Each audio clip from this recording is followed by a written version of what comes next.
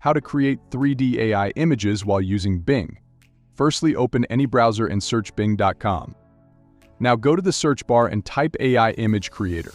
Click on the first link Image Creator from Microsoft Designer. Now you can see this screen. You can create a Microsoft account with Gmail.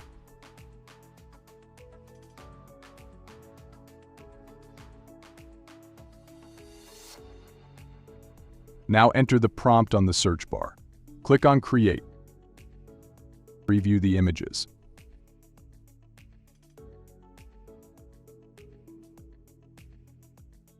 Now make some changes to the prompt. Change the name and then click on Create.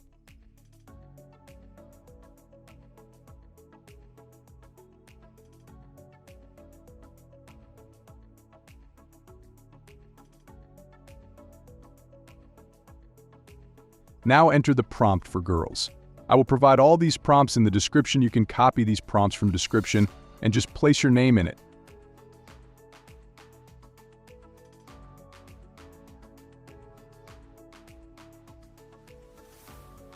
If you want more results, then again click on Create.